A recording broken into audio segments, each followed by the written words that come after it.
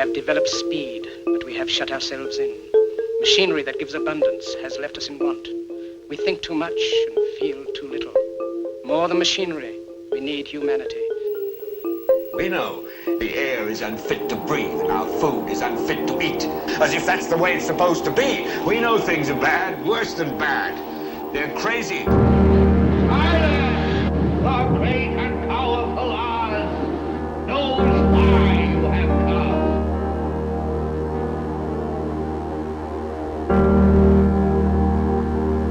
You've got to say, I'm a human being. God damn it! My life has value. You have meddled with the primal forces of nature. Don't give yourselves to brutes, men who despise you, enslave you, who regiment your lives, tell you what to do, what to think, or what to feel, who drill you, diet you, treat you like cattle, use you as cannon fodder. Don't give yourselves to these unnatural men with machine minds and machine hearts.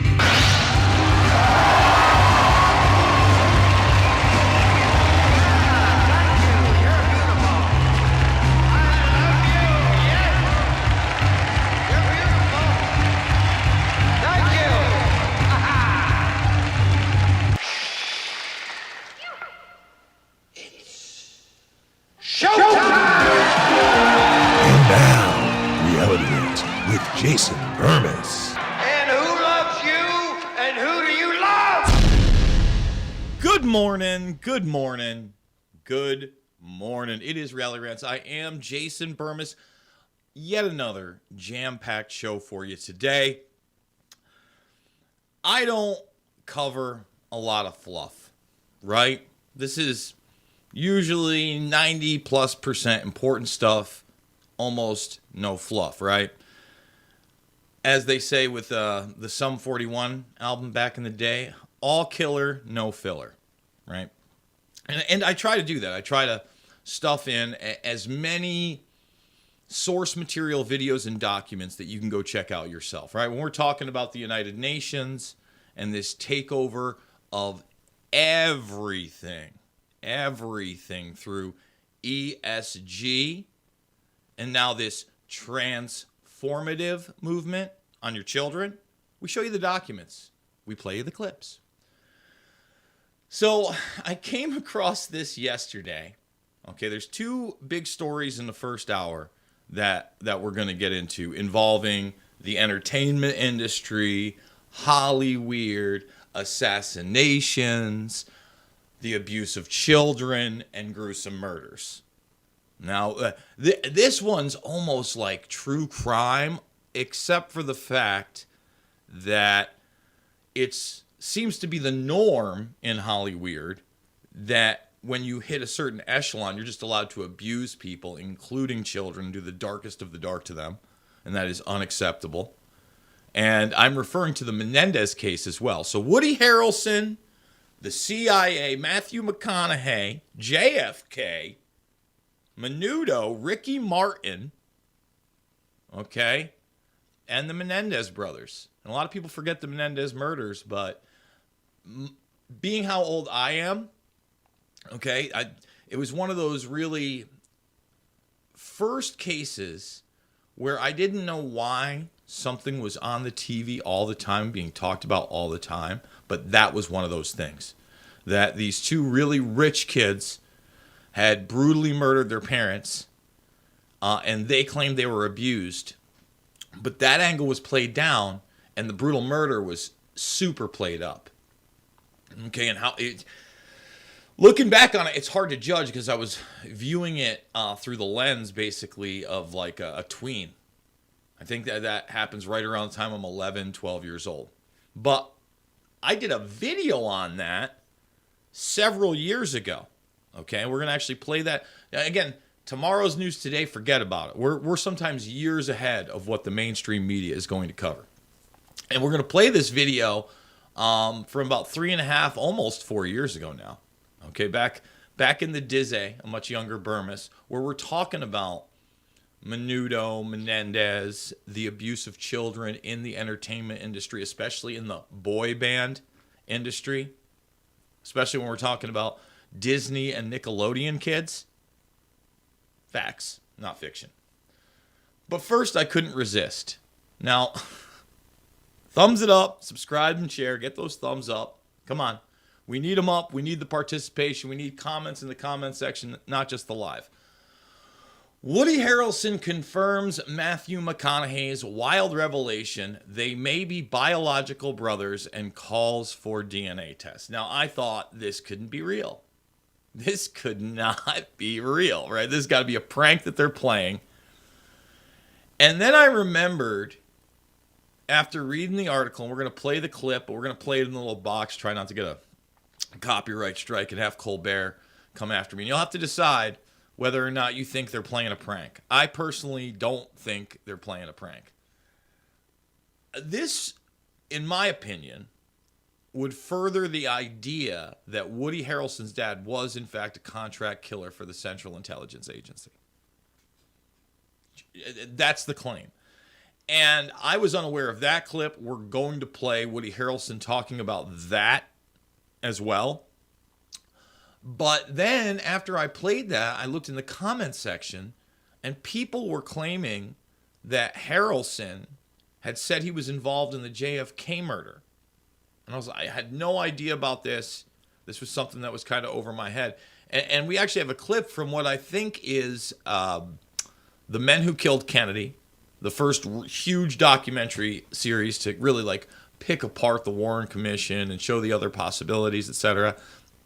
And sure enough, there's a clip showing who is allegedly Harrelson, and I've got also a clip of him in jail talking to a news reporter about it. So, wild. Well, I mean, let's just assume that this might be true in the very beginning. Just to come up in Hollywood's not easy, guys. And it's certainly, look, don't get me wrong, Woody Harrelson, back in the day, younger, good-looking guy, charismatic, etc. But to become that level of star in the entertainment industry, like Woody Harrelson has now been a movie star and a lead for 3 decades. Much more, low-key than a Tom Cruise, etc., and much more politically active, too. And don't get me wrong, a lot of his causes have been environmental, but as you know, dude stepped the mother truck up recently on SNL, right? So Woody Harrelson's one of those guys that you've got to at least say, hey, he's a truth teller. He's trying to tell his truth whether or not he's right all the time. And to me, if you're honest with yourself, right? I mean, you got to take some time to look at the information. You got to look at your legitimate detractors. And if you watched the second hour yesterday with Kennedy, and by the way, there's 45 more minutes in that speech. That's what the second hour is going to be. And if you did come over or just listen over at Podbean, you got to understand it's just not YouTube accessible. It's just not. It's not YouTube accessible. I wish it were. I saw some people saying I'm promoting self-censorship. No, I'm doing the opposite. I'm telling you there's another avenue. You can come over, redvoicemedia.com/Jason, redvoicemedia.com/uncensored, okay? And then you can come over and check it out. You can wait 2 weeks, I guess, and it's free. Or you can just go listen live. We make it free on purpose, at least accessible at the time when it's fresh and relevant, because I want people to see this stuff. But I also want to remind people that we're about to watch a video that's 3+ years old, right? So a lot of the things we cover here, because we're not the day-to-day shenanigans show. Oh, he said this, the back and forth bullshit you see on every other show, right?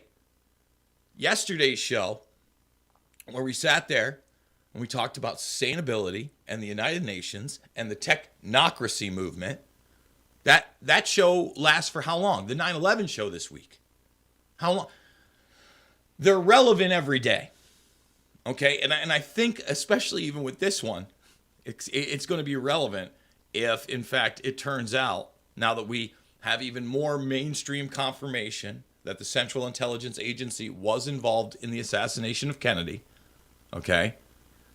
And look, that's got to be, I think, an imperative for the Trump audience out there. that if you're going to get behind Donald again, you have to look at him and say, hey, you promised us the JFK documents the first time. We were really supposed to get them, even before you got in, a couple times over. Are you going to release all of the documents, no matter how dark they are? And he's got to say yes, and he's got to mean it. But guess what? Right now, I got to tell you guys, I'm on that RFK Jr. train. I know some people think his voice is grating. Obviously, the man can't help it. I think it was throat cancer, if I'm not mistaken, that did that to him. I could be incorrect about that, but I believe that, that's why he speaks like that. Look,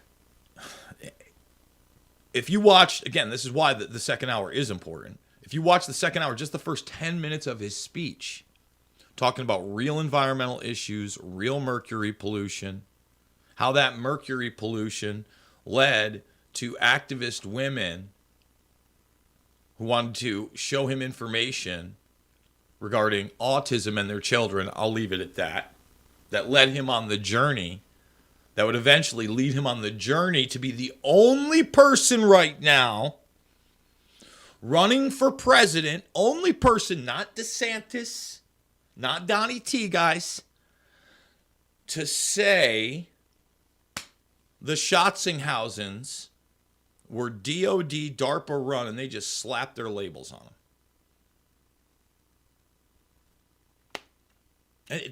These are the brute force facts, okay? So, second hour is going to be really interesting when we get into it.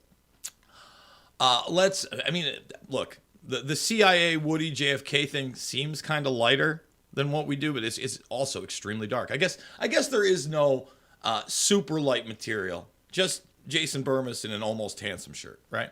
That's about as light as it gets.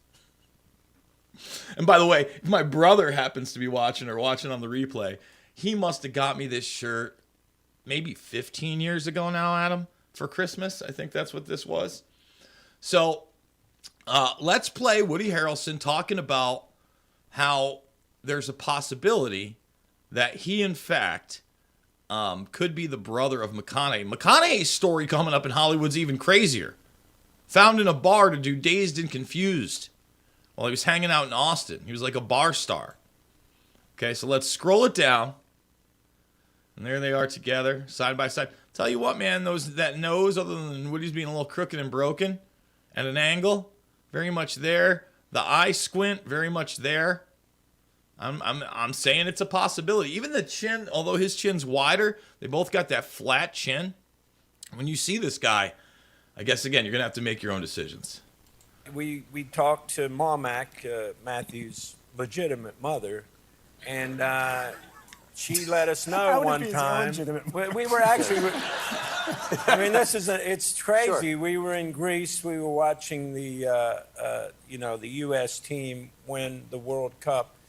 And, I don't know, I mentioned something about regrets, and I said, it's odd that my father has no regrets. And I've known Marmac a long time, and she goes, I knew your father.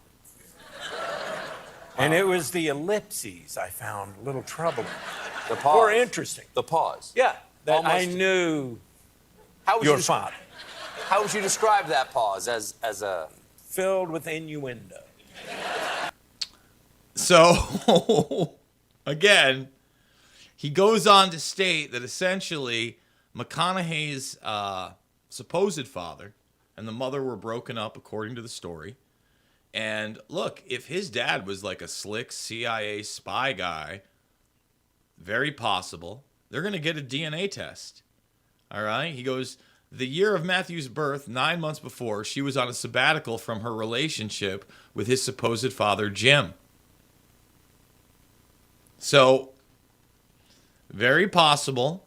Now, here we're going to jump to Woody Harrelson talking to Barbara Walters, okay? And in this clip, he talks about him being trained by the Central Intelligence Agency. It's fairly well known, if anybody's read anything about you or talked with you, that when you were 7 years old, your father went off to prison, convicted of murder. Tell me how you feel today, what the story is today. Well, he is in prison right now for the killing of a federal judge. I think that it was not a fair trial, especially because the guy who supposedly hired my father to commit the murder was later acquitted on a retrial. Woody, do you think your father is innocent of that second murder? That's what I've heard. I'm not saying my father's a saint, but I think he's innocent of that, yeah. Are you trying to have the case opened up, trying to have it investigated, trying to set him free? Well, let's put it this way. I haven't given up hope. Mm-hmm. Yeah. You said once that you thought that your father was a CIA operative. Yes? Yeah, he was. How do you know? What proof? See, I shouldn't get into this right now. Okay. This is where we're going to get into trouble. But this is something that you feel and that you're trying to work on? Oh, I know it's true, but, you know. Does it make a difference? That he was trained by the CIA? Mm-hmm. Yeah, I think it makes a difference. Yeah. Yeah, I think it makes a difference.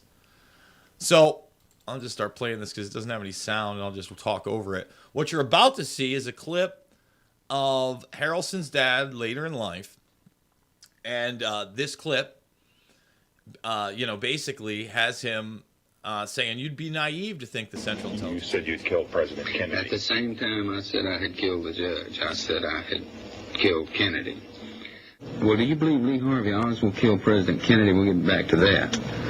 Look at that nose, man. I mean, take a look. Like this, and he's got like the full head of McConaughey hair, where maybe Woody's mom would have had the recessive gene. Just saying.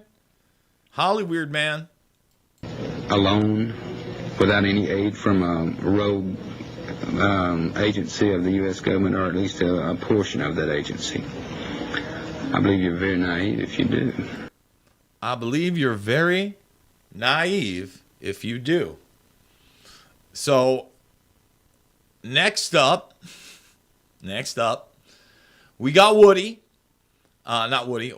We got the men who killed Kennedy, the boxcar tramps, and a lot of people have talked about the boxcar tramps. And what is it? Ethan? It's Hunt. Is it Ethan Hunt? Come on, Bermas Brigade, give it to me in the E. Howard Hunt. There we go. See, I'm getting old. I'm an old man. E. Howard Hunt supposedly is the one that ran that team as part of it. And I'll play the clip. You know, this is about a 4-minute clip, and I'll get out of the way. How's that? In the confusion following the assassination, the police arrested a dozen suspects in and around Dealey Plaza. All were later released. 3 of those taken into custody were discovered in the marshalling yards close to the book depository, hiding in a railroad boxcar which was about to leave the area. No official record exists of who they were or what they were doing, yet their arrest was widely photographed by the press. They have become known as the 3 Tramps. It was determined in late 1970s and early 1980s that one of the 3 tramps, the taller of the 3, bore a striking resemblance to a man by the name of Charles V. Harrelson, who was convicted of killing a federal judge in San Antonio, Texas. A man who claims to have killed at least 5 people previously, has been tried for some of those, and a man who has all of the right connections. Charles Harrelson is one of America's most notorious criminals.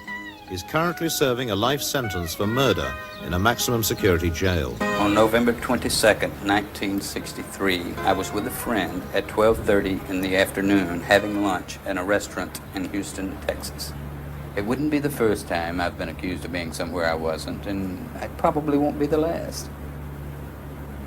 But no, I did not kill John Kennedy. He's connected to organized crime figures, the Dallas Underworld, Santos Trafficante, Carlos Marcello, R.D. Matthews, considered the strong-arm man in Dallas in 1963, and Ruby claimed that he was his best friend. So you have all of these connections And though they don't say specifically, hey, Charles Harrelson is guilty of participating in the murder of the President Kennedy, but there is significant evidence that would make, I think, any investigator want to look at Mr. Harrelson very, very closely. That is a photograph of one of 3 so-called tramps who were apprehended and then mysteriously disappeared on the day of the Kennedy assassination. And the fellow was, I'm told, at one time positively identified as myself, which is ludicrous if you look at the man. I was 25 the day Kennedy was assassinated, and I would say that gentleman is probably in his mid to late 30s at the very least. But the facial structures isn't even close. Mr. Harrelson's photograph was given along with the tall tramp photographs to forensic anthropologists, 2 independent bodies or people, and they came back with a report that there was a 90 to 95% probability that the photograph of the tall tramp arrested in connection with the president's killing and Charles V. Harrelson arrested for the death of a federal judge were one and the same. Now that's amazing, isn't it? I would say that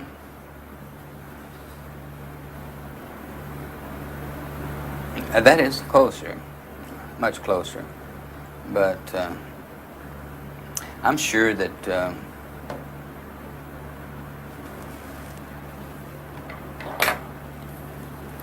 here again, the person is probably in his 30s, and the brow ridge isn't the same here, but it does look it looks a lot more like me, I would say, this view than does the other. Are they the same person? Yeah. Big pardon? Yes. It's amazing. But no, I don't know the gentleman, and never did know. Everyone who was involved in that thing has been eliminated. Had I been involved in it, I would have been killed.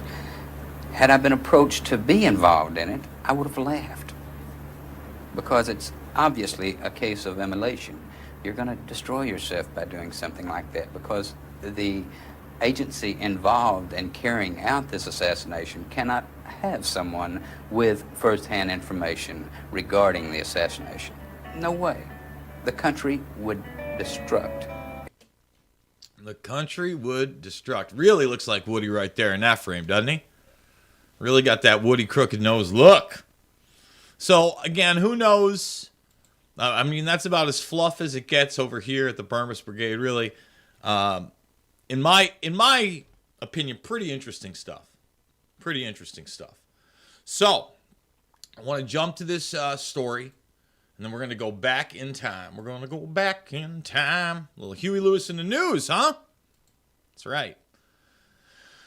Former Menudo member says he was raped by father of the Menendez brothers. Eric and Lyle Menendez were convicted of the 1989 murder of their parents, Jose and Mary Louise Kitty Menendez, in 1996.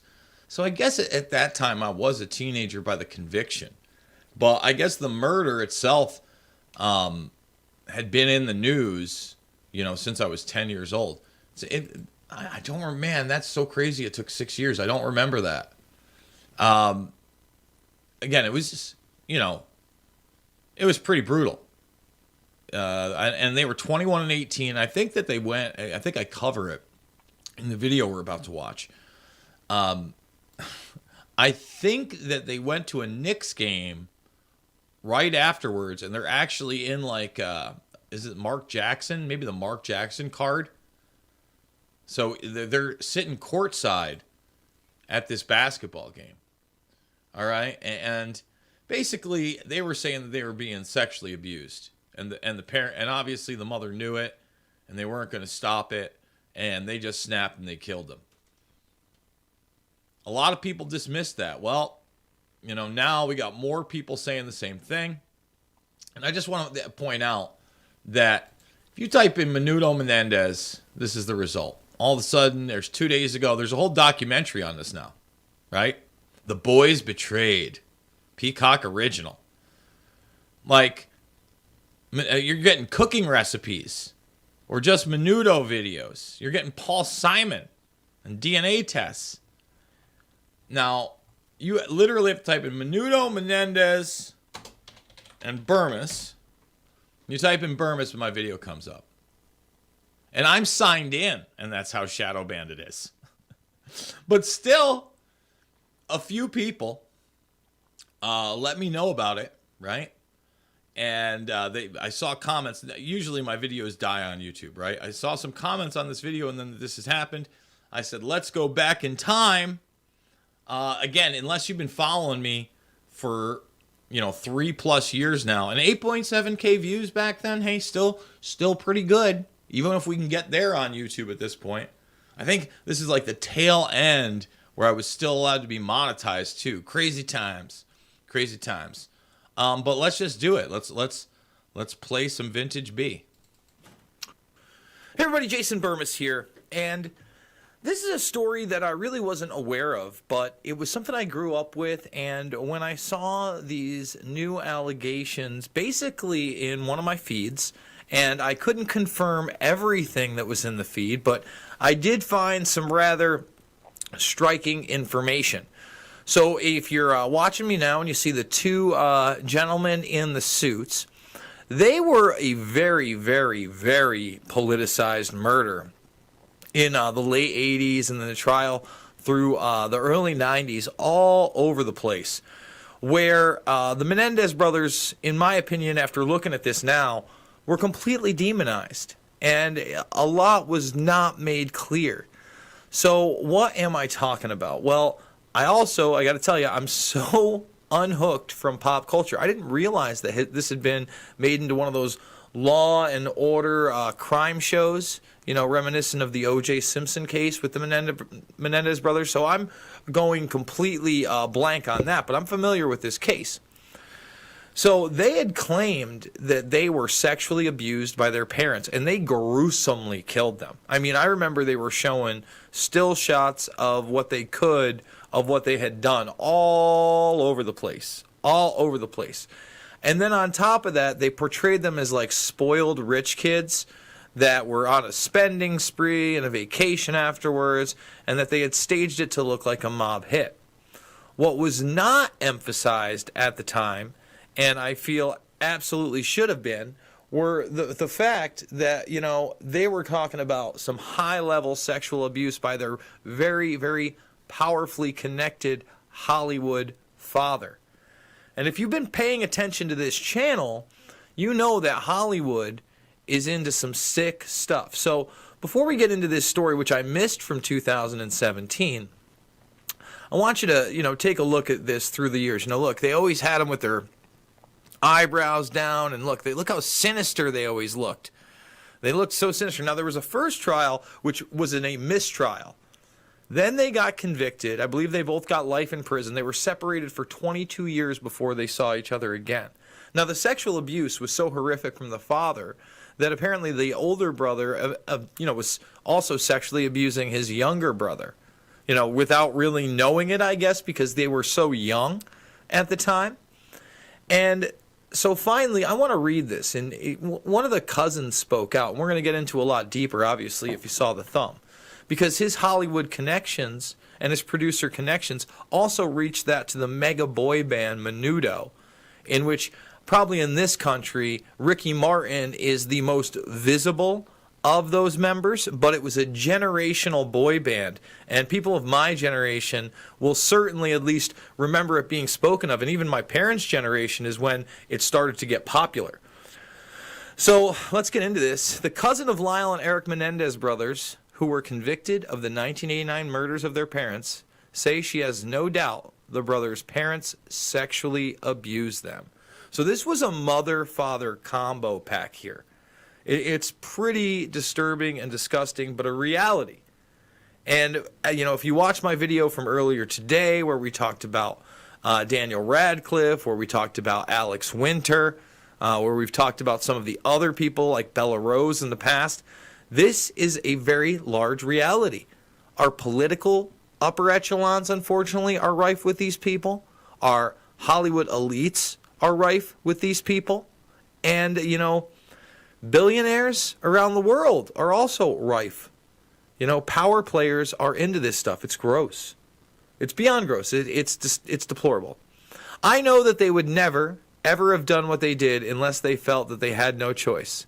That was either of them, of their parents, Diane van der Molen, who is speaking for the first time since she testified at their trial, told ABC News, "I believe that very strongly." You know, people testified on their behalf that this was really going on. Oh, but nobody would believe that Jose and Kitty Menendez would have done this to their children. Lyle and Eric shot and killed their parents. Jose Menendez, 45, a wealthy entertainment executive, and Kitty Menendez, 47, at their Beverly Hills mansion on August 20th, 1989. At the time of the murders, Lyle was 21 years old and Eric was 18 years old. I can only imagine living with that. You know, and especially him being a serial molester later. I mean, we're going to get into the accusations of what was actually going on with Menudo. At their first trial, defense lawyer Leslie Abramson argued that Lyle and Eric shot their parents in self-defense because they feared their parents would kill them if they ever went public about the years of alleged molestation they suffered from their father. They're probably right. The first trial ended on a mistrial in 1994 because the jurors were deadlocked and unable to come to a verdict. The brothers were found guilty of first-degree murder in 1996 after a second trial and sentenced to 2 consecutive life prison terms without the possibility of parole. And let me also say this. I remember this coming back into the news because there was an NBA hoops card, and they were attending, I believe, a Knicks game. So they were in New York after they had killed their parents.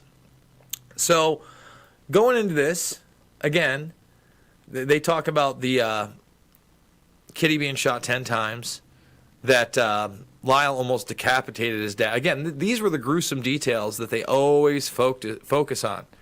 You know, again, this was not a focus, okay? But again, Lyle admitted to molesting his younger brother, Eric, but what else did he know? And they talked about the mother being involved in this as well, etc., etc., etc. And, you know, we're talking about also sadistic physical abuse on top of it.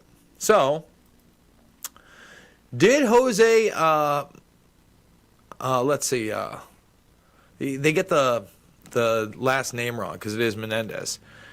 The question is, was Ricky Martin ever a part of this? Because, as I said, there was a huge scandal back in the day that these kids were being trafficked. And remember, even the one member of the Pussycat Dolls talked about them and how it was a prostitution ring and how they were being trafficked as well, etc., etc.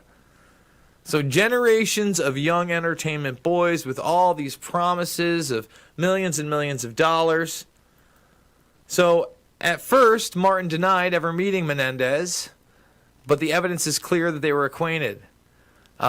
He was an RCA executive. He set up an office in Miami and was responsible for sourcing talent. He was instrumental in managing the careers of groups like Menudo, the Latin boy band Martin was a member of as a child. During the 80s and 90s, rumors started surfacing that the members of Menudo were being trafficked and sold to older men in the industry sex parties. Accusations and arrests followed in the Latin and Filipino media. The news received the same media circus coverage of the O.J. Simpson trial. Not so much in America. But it happened, and this is from 2015, and this is Angelo Garcia. He talked about the sexual abuse. And remember, the accusations of somebody like Lou Pearlman, thank you so much, Nick Waits. We're going to get to you in 1 second. But I want to do this together. Lou Pearlman, sex abuse allegations. This guy is New Kids on the Block, In Sync. There you go. Lou Pearlman, sex abuse accusations. Watch Ashley Parker Angel address Lou Pearlman's Thing for Boys in boy band con scene. Yeesh. Can we even play this on here? I don't know. I guess we're going to try, huh? Names in music. And so it's a real dilemma that you find yourself in. So it's sort of out there that Lou had this dark quality to him where he would use his power and influence to try to manipulate young performers into these really questionable scenarios. Oh, really? You mean molest young boys? Why are we dancing around it? What's the dance for? Lou Pearlman, not a good dude. I mean, come on. Who worked for Transcontinental Records at the time, pulled us aside and said, look, here's the deal. There's rumors about Lou. We don't know. It's unconfirmed. Oh, they don't know. Nobody ever knows, huh? Nick Waits, thank you for the super chat. Killing it, Jason. Keep it in perspective during this time of information overload. Truth is scarce in today's internet climate, or perhaps it always has been. Unfortunately, it always has been, but now even the alternative sources are feeding you partisan bullshit. And I think that's why this program is important. So, guys, if you do like this, thumbs it up, share it. If you're new to the program, now's the time to subscribe. Join the Bermas Brigade. And if you can, I got a GoFundMe. It's how I'm keeping it going. We're going to finish that clip in a minute. We're actually almost there. It's going to end after tomorrow, I believe. I'm going to run it through tomorrow and then start another one on the 18th. So once again, thank you for all the support out there. All right, let's continue. I'd have a thing for boys.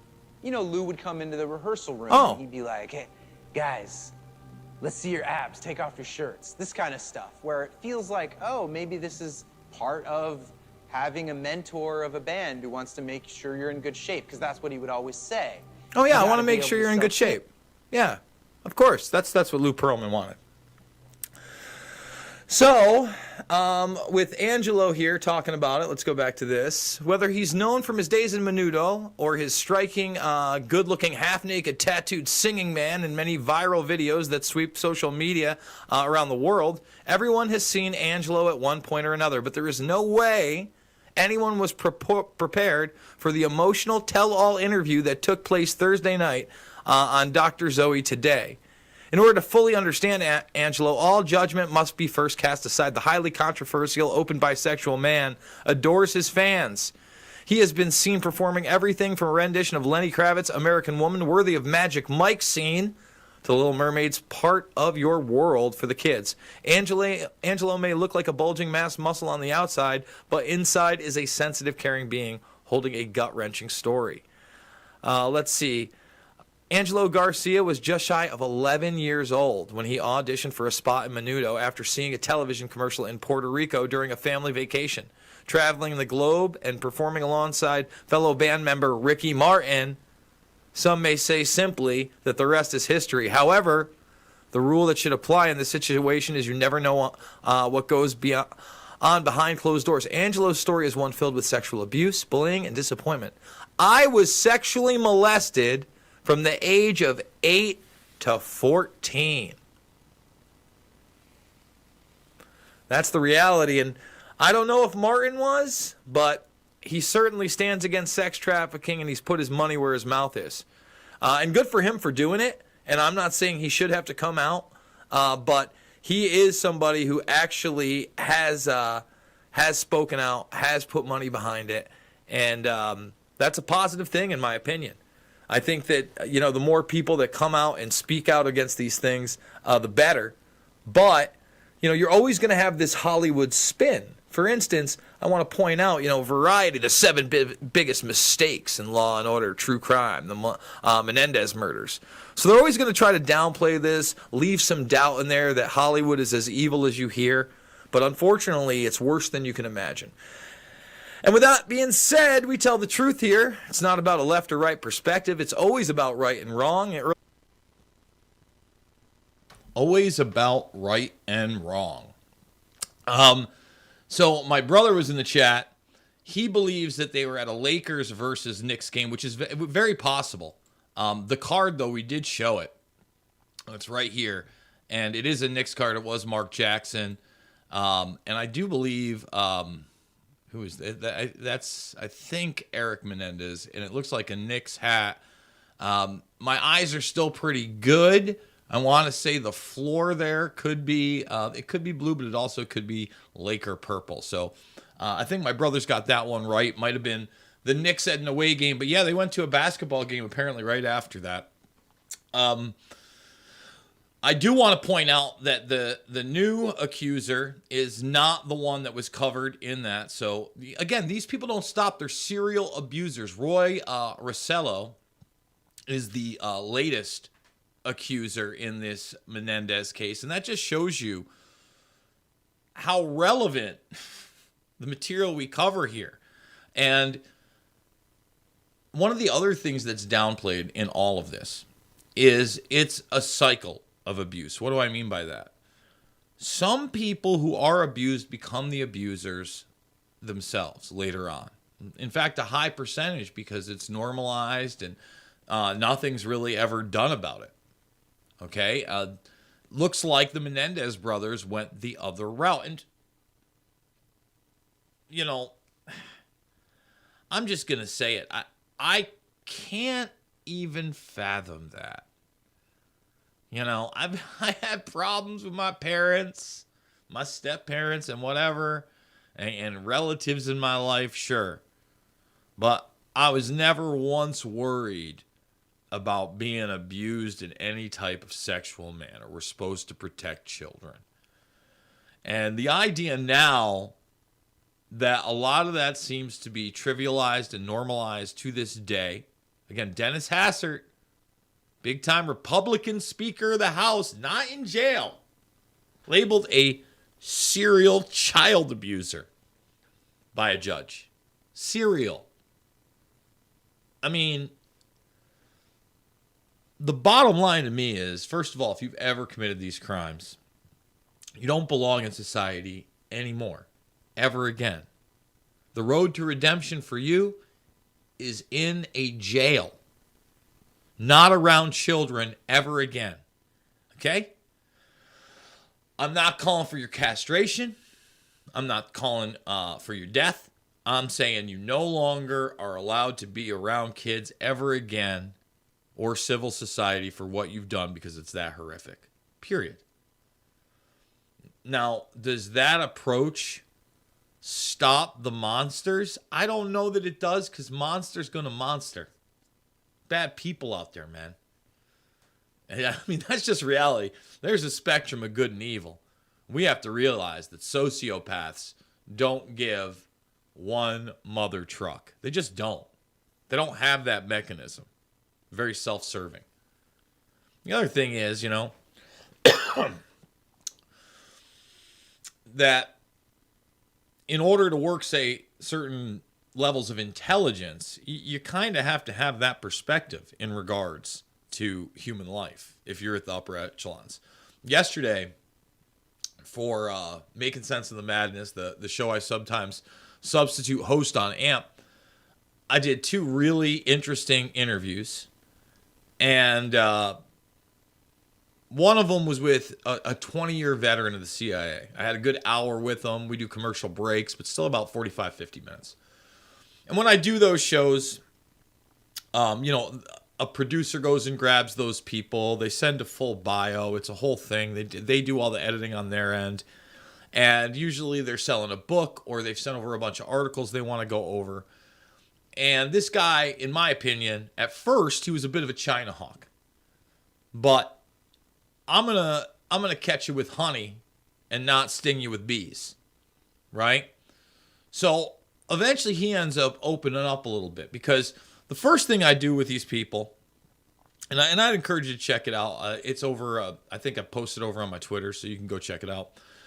I'll probably end up posting it sometime next week over at Rockfin as well, for you Rockfinners. I love you guys. In fact, I put a couple Making Sense of the Madness clips over there as well recently. Other good interviews. But first I want to get a beat on these people, right? Because I people are people, okay? And I don't believe that everybody that works for the Central Intelligence Agency is bad. And I don't believe that everybody that works for the FBI is bad. And I realize that we have to have a military and a government. Okay? There are those people in ultra fantasy world that always preach anarchy and the non-aggression principle. That's just not human nature. That's just not real, unfortunately. I wish it were. We have a multilaterally armed nation-state arena built on a privatized military-industrial complex. I mean, it's even more complex than that, but in layman's terms, a lot of people got weapons. And history has shown us that ultimately, when the big conflicts arise, when the big issues arise, the people with the best weapons fare the best. The ones that don't get invaded. Can you, again, it's never happened really in modern history that we had any kind of enemy on the shores of the United States. Very unimaginable. So I find out that this guy is an Army vet. He's in the CIA for 20 years. And he's essentially, as he put it to me, because I was trying to get more out of him, but I'm in my little suit jacket, you know, and I'm kind of pressed. You could tell he didn't really want to talk about what he had done in the CIA, you know, for 20 years. Other than he ran operations before 9/11 and after 9/11. I think he might have said he joined in like 82. Okay? So he was talking about he's the guy that gets sources on the inside and flips them. He's the guy that creates and manages assets, essentially. And boy, oh boy, we're sitting there and we're talking about the rise of the police state, okay? And not only the police state, but this homeland security infrastructure. And he's pretty open about the idea that it's gone too far. The Central Intelligence Agency has no business working within the United States against United States citizens. He acknowledged the fusion centers, the MIAC report, the demonization of those with the gas and flag, or live free or die, don't tread on me. He had sent me an article prior to that, to go over that. Now apparently the FBI is flagging red-pilled and Chad. Chad is like, I know that like Chad is a big thing here. Now this is where we're going to get a little fluff, right? This is Reality Rants. We can do it. It's a long show. In fact, in about 14 minutes, we're going to be coming over to redvoicemedia.com/Jason, redvoicemedia.com/uncensored. Sign up today for only $1. Check it out for a week. You don't like it, cancel. Okay, great. You love it, $10 a month. I think that's less than ESPN Plus at this point. I mean, Jesus. $10 a month or $100 for the year. Lock it in, save the $20, support the broadcast, and then get all their other shows. It's an actual network with live broadcasts going down. So you can find the feeds, get in the chat, interact with others like you're doing over here on YouTube. It's good times, McGrady. Chad. So now Chad is on the FBI watch list. All I can think of for Chad is this guy I went to high school with. I'm not going to say his last name, but if my brother's watching, he knows damn well what I'm talking about. Apparently he became a cop afterwards. Kind of a, farm boy, redneck type. I remember one time he whizzed a baseball, hit me in the head. But we were catching, but I wasn't looking. I mean, he nailed me right in the noggin. That's one of the toughest base. I think I only got hit in the head with a baseball harder once. Yeah, but now Chad's on the FBI watch list, and I talk about it. I hate the term red pill. Hate it. The Matrix films, okay. You go watch my breakdown, especially if you're new, of the last Matrix movie. Because the last Matrix movie was really pulling you towards transhumanism. That's what it was. Okay? It was, I mean, it's about as transhumanist as it gets. Full throttle. We need to merge with the machines. We're going to work with the good ones. No bueno. No mas. No mas. No. We need to utilize the machines. The machines need to work for us, the general populace, and not for the few, the predator class. And we can't allow that predator class to get their way with things like unzipped jeans. No. Let me say no. Can I say no again? How about some no on that? We can't allow that. Okay? Because if we allow that, and I was having a discussion with Thomas Renz, I think that airs tonight. So the CIA guy yesterday, and by the way, going back to that just for a second, before I get into this transhumanist thing more, there was also a point where he talked about, Al-Qaeda getting a nuclear weapon. They were well on their way before 9/11. I don't buy into that either. I'd like to get them on my show where there aren't breaks, where we can have more of kind of like a informal conversation, and then talk about the Central Intelligence Agency role in 9/11 itself and the fact that we've had rogue agents there for decades. That's the big problem. At the upper echelons, they're basically the yes men bureaucrats that are going to do what the establishment wants. And some of them are extremely cunning. Again, sociopathic. Just saying. But with Renz, we're now, there's a lot of talk of the food supply and what they are now going to inoculate the livestock and really a lot of different animals with. And as I've talked about, I think a lot of this mRNA stuff is that road to what? Transhumanism. Changing what it is to be a human step by step, piece by piece, gradually. It's a gradual thing. And look, right now is the moment where decisions need to be made. They need to be made 5 years ago, 10 years ago, 20 years ago. If we'd stepped up to the plate after 9/11, after people started feeling the scam. And plenty of people, by the way, were feeling the scam pre-Iraq, but especially post-Iraq, when there was no weapons of mass destruction. Where were all the weapons?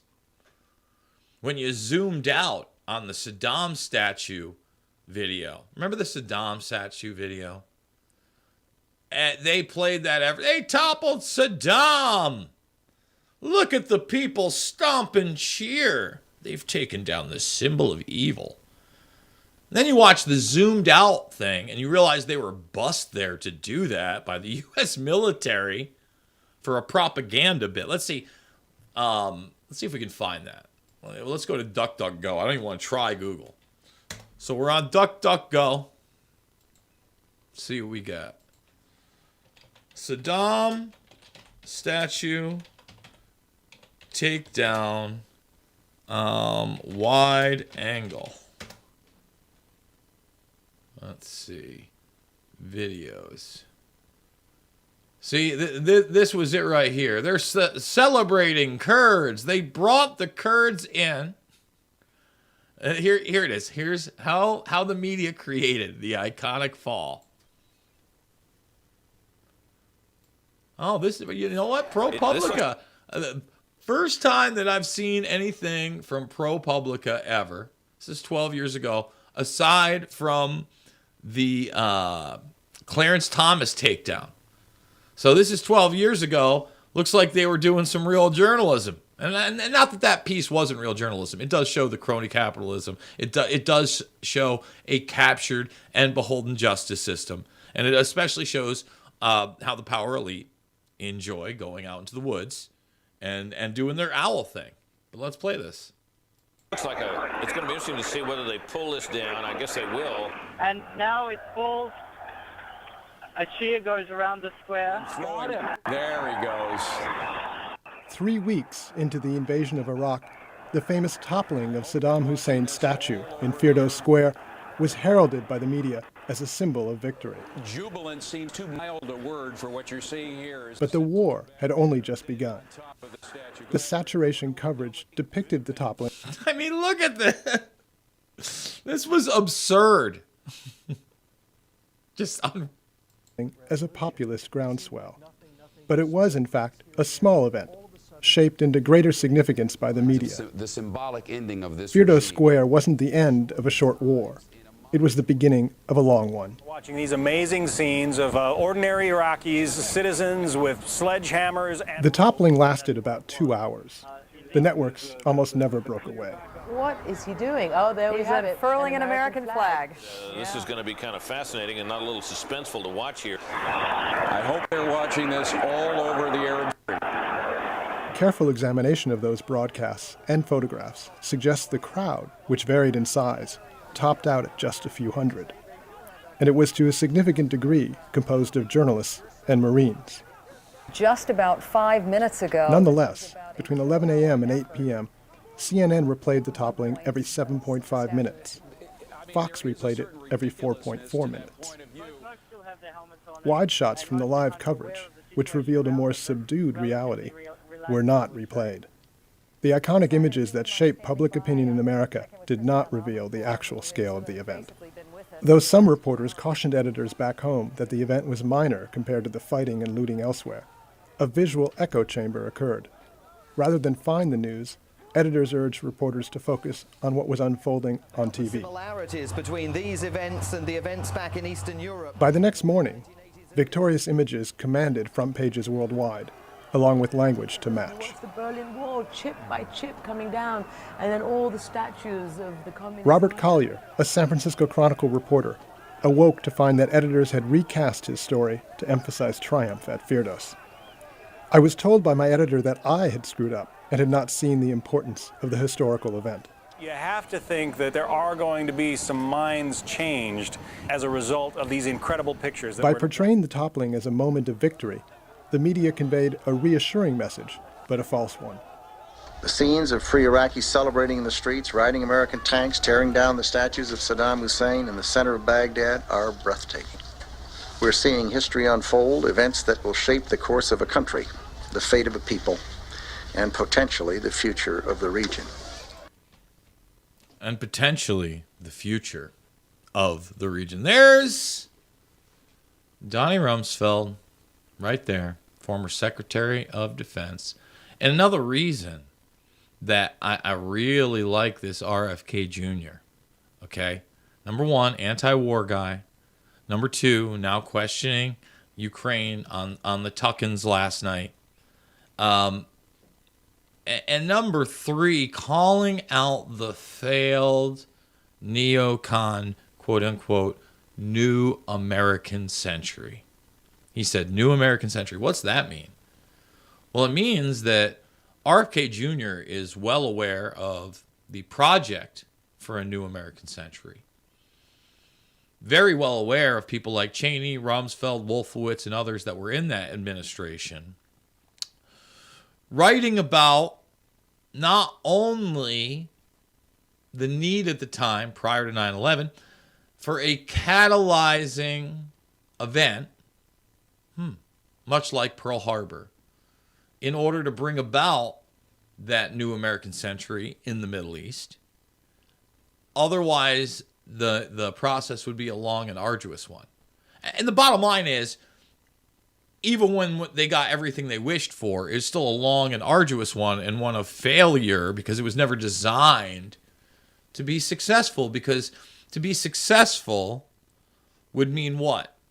A traditional means where we would de-escalate and leave gradually, leave some bases there, just like we kind of did in World War II. Obviously not what just happened in Afghanistan, but at the same time, you got merc groups everywhere. You've got the technology embedded that's already been utilized there, aka the biometric systems and the drone systems.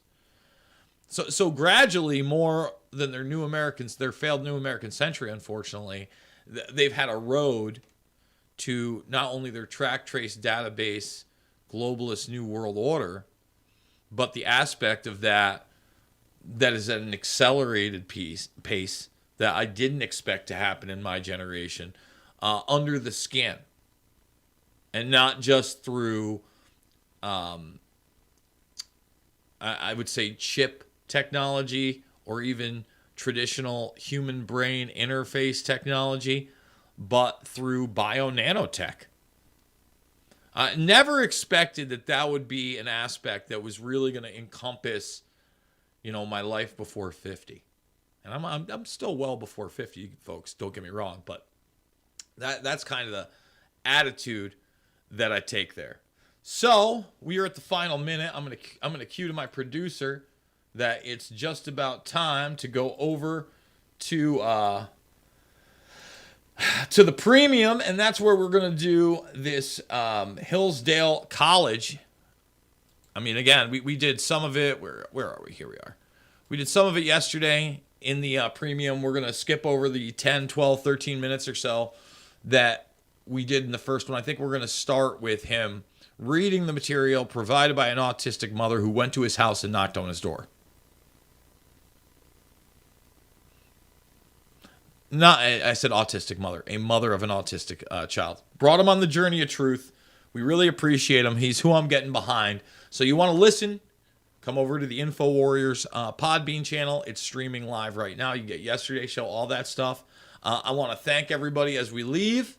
But remember, redvoicemedia.com/uncensored, redvoicemedia.com/Jason. All right.